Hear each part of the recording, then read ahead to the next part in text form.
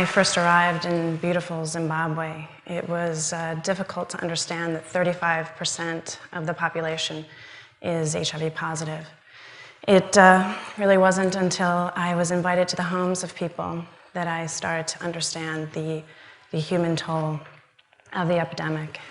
For instance, this is Herbert with his grandmother. When I first met him, he was sitting on his grandmother's lap. He has been orphaned, as both of his parents died of AIDS, and his grandmother took care of him until he too died of AIDS. He liked to sit on her lap because he said that it was painful for him to lay in his own bed. When she got up to make tea, she placed him in my own lap, and I had never felt a child that was that emaciated. Before I left, I actually asked him if I could get him something. I thought he would ask for a toy or candy, and he asked me for slippers because he said that his feet were cold. This is Joyce, who's in this picture 21, single mother, HIV positive. I photographed her before and after the birth of her beautiful baby girl, Isa. And I was last week walking on Lafayette Street, Manhattan, and got a call from a woman who I didn't know, but she called to tell me that Joyce had passed away at the age of 23. Joyce's mother is now taking care of her daughter, like so many other Zimbabwean children who've been orphaned by the epidemic. These are a few of the stories, but with every picture there are individuals who have full lives and stories that deserve to be told. All of these pictures are from Zimbabwe.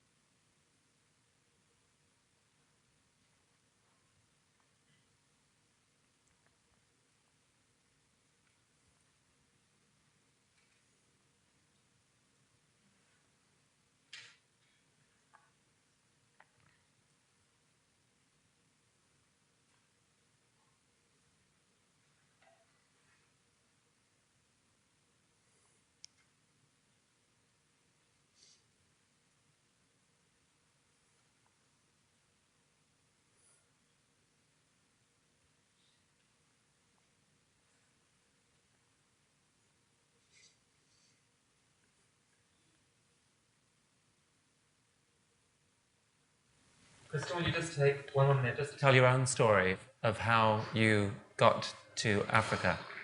Gosh. Just I was working at the time doing production for a fashion photographer, and I was constantly reading the New York Times and stunned by the statistics, the numbers. It was just frightening. So I quit my job and decided that that's a subject that I wanted to tackle.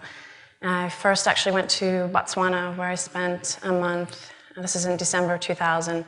Then went to Zimbabwe for a month and a half, and then went back again this March 2002 for another month and a half in Zimbabwe.